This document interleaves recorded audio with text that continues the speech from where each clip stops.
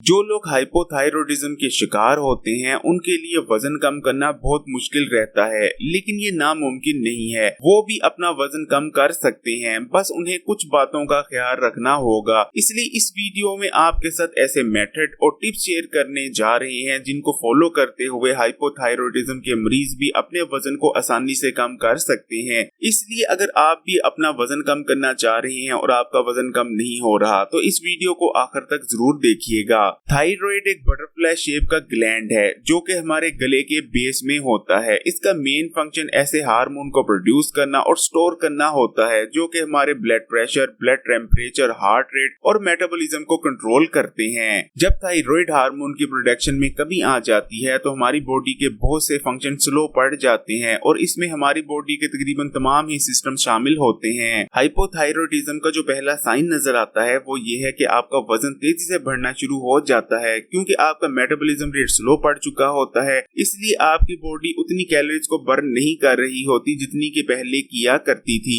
तो आइए जान लेते हैं कि कैसे आप थायराइड की कंडीशन में अपने वजन को तेजी से और इफेक्टिवली कम कर सकते हैं। Number 1, reduce स्टिम्युलेंट्स। स्टिम्युलेंट्स ऐसे कंपाउंड्स होते हैं जो कि अलर्टनेस और एनर्जी लेवल्स को बढ़ाते हैं। हमारे यहाँ सबसे कॉमन यूज होने वाला स्टिम्युलेंट कैफीन है जो कि कॉफी और चाय में पाया जाता है। इसी तरह ज्यादातर स्पोर्ट और एनर्जी ड्रिंक्स भी स्टिम्युलेंट्स ही होते हैं। ये कंपाउंड्स हमारी बॉडी में हार्मोन्स को मजीद डिस्टर्ब करते हैं और थायराइड हार्मोन के जज़ब होने की रफ्तार को मजीद कम कर देते हैं। इसके अलावा थायराइड ग्लैंड पर मजीद प्रेशर भी बनाते हैं। इसलिए आपको कोशिश करनी चाहिए कि कम से कम स्टिम्युलेंट्स का इस्तेमाल किया जाए। नंबर 2, सेलेनियम और आयोडीन से भरपूर ग़िज़ाओं का इस्तेमाल। सेलेनियम और आयोडीन की जरूरत होती है हमारी बॉडी को हार्मोन्स को प्रोड्यूस करने के लिए। इसलिए आप ऐसी ग़िज़ाओं का इस्तेमाल ज्यादा से ज्यादा करने की कोशिश करें जिनमें सेलेनियम और आयोडीन भारी मिकदार में मौजूद होते हैं, जैसे कि अंडे, दालें और भी कई ऐसी ग़िज़ाएं हैं। नंबर 3, सोया या सोया ऑयल। सोया इस्तेमाल करने से थायराइड हार्मोन के जज़ब होने की रफ्तार में मजीद कमी आती है। इसके अलावा अगर आप हाइपोथायरॉयडिज्म के लिए मेडिसिन का इस्तेमाल कर रहे हैं और साथ में सोया ऑयल या सोया का इस्तेमाल कर रहे हैं तो इन तमाम मेडिसिन की इफेक्टिवनेस में कमी आ जाएगी। इसलिए कभी भी हाइपोथायरॉयड की कंडीशन में सोया या सोया ऑयल का इस्तेमाल नहीं करना चाहिए। Number 4, nutrition rich food. Soda हो गया, बेकरी की अशिया हो गई या बर्गर, पिज्जा वगैरह हो गया। इन तमाम अशिया में कैलोरीज तो मौजूद होती ही हैं, लेकिन कैलोरीज के मुकाबले में न्यूट्रिशन बहुत कम पाई जाती है। इसके मुकाबले में अगर हम फलों, सब्जियों या घर के खाने की बात करते हैं तो इन तमाम में भी कैलोरीज मौजूद होती हैं, लेकिन कैलोरीज के मुकाबले में न्यूट्रिशन बहुत ज्यादा मिकदार में पाई जाती है। इसलिए आपको हमेशा ऐसी ग़िज़ाओं का इस्तेमाल करना चाहिए जिनमें कैलोरीज के मुकाबले में न्यूट्रिशन ज्यादा पाई जाती है। इसलिए जब भी आपने कैलोरीज को कम करने का सोचना है, आपने एम्प्टी कैलोरीज को अपनी डाइट से निकालना है, ना कि न्यूट्रिशन को। Number 5, daily exercise. वैसे तो हर किसी को डेली एक्सरसाइज करनी चाहिए, लेकिन हाइपोथायरॉयडिज्म के मरीजों के लिए डेली एक्सरसाइज इंतहाई जरूरी हो जाती है क्योंकि ये हार्मोनल इम्बैलेंस को बैलेंस में लाने में मदद करती है। एक्सरसाइज करने से कैलोरीज बर्न होती हैं, वाटर वेट रिड्यूस होता है, अच्छी नींद आती है और स्ट्रेस को रिड्यूस करने में भी मदद मिलती है।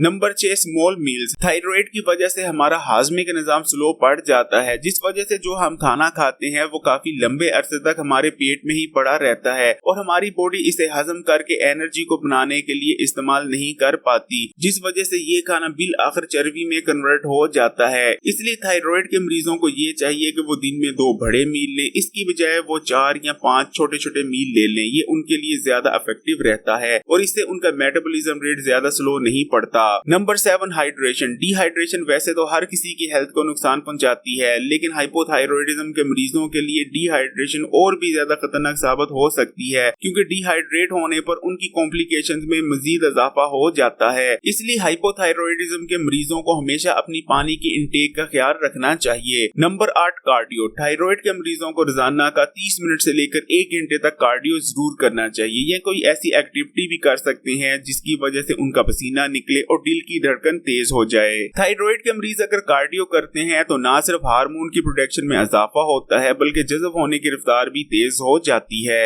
नंबर 9, ज्यादा फाइबर वाली ग़िज़ाओं का इस्तेमाल। वजन कम करने के लिए अगर कोई चीज सबसे बेस्ट है तो वो है फाइबर। इसलिए आपको ज्यादा से ज्यादा फाइबर वाली ग़िज़ाओं का इस्तेमाल करना चाहिए। फाइबर इस्तेमाल करने से आपका हाजमे का निजाम बेहतर रहता है और हाजमे के निजाम में कमजोरी नहीं आती। आपकी बॉडी डिटॉक्स होती है, आपकी आंतों में मौजूद जहरीले और फाजिल मादे आपकी जिस्म से आसानी से बाहर निकल जाते हैं और आपको कैलोरीज कम करने में भी मदद मिलती है। नंबर 10 शुगर और हाई कार्ब ग़िज़ाओं का इस्तेमाल कम से कम करना। वजन बढ़ने की सबसे मेन वजह शुगर और हाई कार्ब ग़िज़ाओं का इस्तेमाल ही रहता है, इसलिए कोशिश करें कि आप अपनी डाइट से ऐसी तमाम ग़िज़ाओं को निकाल दें और ऐसी ग़िज़ाओं का इस्तेमाल ज्यादा करने की कोशिश करें जिनका ग्लाइसेमिक इंडेक्स कम हो, यानी वो खाए जाने के बाद एकदम से आपके ब्लड में ग्लूकोज के लेवल को स्पाइक ना करें। नंबर 11 एंटी इंफ्लेमेटरी फूड्स का इस्तेमाल। एंटी इंफ्लेमेटरी फूड्स ऐसे फूड्स होते हैं जिनको इस्तेमाल करने से जोड़ों में दर्द, जिस्म में सूजन और ऐसी तमाम चीजों में कमी आती है जिसकी वजह से हाइपोथायरॉयडिज्म का मसला हो सकता है। ऐसी ग़िज़ाओं को इस्तेमाल करने से आपका इम्यून सिस्टम भी मजबूत होता है, इसलिए ऐसी ग़िज़ाओं को इस्तेमाल करने की कोशिश करें जिनमें vitamin B, vitamin C, magnesium, zinc, selenium और आयरन शामिल हों। इसके लिए आप ऑलिव ऑयल, नट्स और फ्रूट्स का इस्तेमाल कर सकते हैं। नंबर 12 अच्छी नींद। अगर आप थायराइड के मसले के चलते अपना वजन तेजी से और इफेक्टिवली कम करना चाहते हैं तो अच्छी नींद से ज्यादा जरूरी और आपके लिए शायद कुछ नहीं, क्योंकि थायराइड के मरीज जितनी कम नींद लेंगे उतना ही ज्यादा स्लो उनका मेटाबॉलिज्म रेट होता चला जाएगा। इसलिए कोशिश करें कि रोजाना की कम से कम 7 या 8 घंटे की अच्छी नींद जरूर लें। Number 13 stress. वैसे तो स्ट्रेस हर किसी की ही हेल्थ के लिए खतरनाक है, लेकिन हाइपोथायरॉयडिज्म के मरीजों के लिए स्ट्रेस और भी ज्यादा खतरनाक हो जाती है, क्योंकि ये मजीद आपकी बॉडी में हार्मोनल इम्बैलेंस पैदा करती है।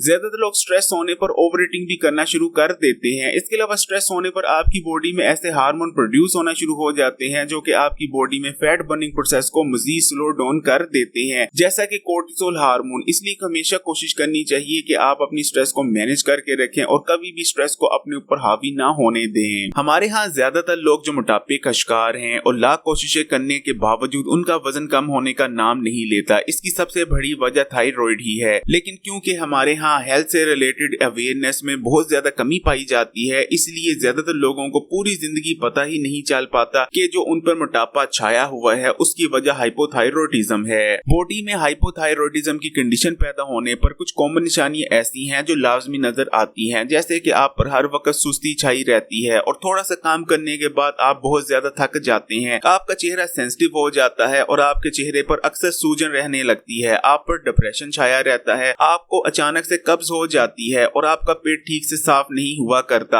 आपको ज्यादा ठंड महसूस होती है। आपकी स्किन ड्राई पड़ जाती है। आपको पसीना कम आता है। दिल की धड़कन आहिस्ता हो जाती है, जिसमें कोलेस्ट्रॉल का लेवल बढ़ जाता है। आपके जिस्म में दर्दें रहना शुरू हो जाती हैं। सर पर खुश्की छा जाती है और बाल भी पतले हो जाते हैं। आपकी याददाश्त कमजोर होने लगती है और अक्सर आपके जोड़ों में दर्द रहने लगता है। हाइपोथायरॉयडिज्म की वजह से हमारी बॉडी में मेटाबॉलिक एक्टिविटीज बिल्कुल स्लो डाउन हो जाती हैं। मेटाबॉलिज्म हमारे जिस्म में काम करने वाली वो मशीन है जिसके बुनियादी कामों में जिस्म में एनर्जी को प्रोड्यूस करना और जिस्म में मौजूद चर्बी यानी फैट को बर्न करना शामिल है। लेकिन जब ये मशीन ही काम करना बंद कर देती है या बहुत आहिस्ता आहिस्ता काम करती है तो आप उसका नतीजा समझ सकते हैं कि उसका नतीजा ये होगा कि हमारे जिस्म में एनर्जी के लेवल्स में कमी आ जाती है, जिसकी वजह से हम सुस्त रहने लगते हैं और ज्यादा एक्टिव नहीं रह पाते। और जाहिर बात है, जब जिस्म में फैट को बर्न करने वाली मशीन ही आहिस्ता पड़ गई हो तो जिस्म में चर्बी जमा होने लगती है, जिसका नतीजा मोटापे की शक्ल में निकलता है। आपको हमेशा यही कोशिश करनी चाहिए कि हाइपोथायरॉयडिज्म के मसले से निपटने के लिए आप अपनी लाइफस्टाइल में चेंजेस लाएं ताकि ये मसला आपकी जिंदगी पर ज्यादा असरअंदाज ना हो। मेडिसिन का इस्तेमाल हमेशा लास्ट ऑप्शन के तौर पर देखना चाहिए। अगर ये वीडियो आपके लिए हेल्पफुल रही है तो लाइक का बटन दबाएं और अगर अभी तक Hakim Ali health and beauty tips को सब्सक्राइब नहीं किया तो लाल बटन दबाकर इस चैनल को सब्सक्राइब करने के बाद घंटी के आइकॉन को भी दबा दें और ऑल नोटिफिकेशन सिलेक्ट कर लीजिएगा। और हाँ, यहाँ से इस वीडियो को तमाम ही सोशल नेटवर्क्स पर अपने दोस्तों और रिश्तेदारों के साथ जरूर शेयर कीजिएगा।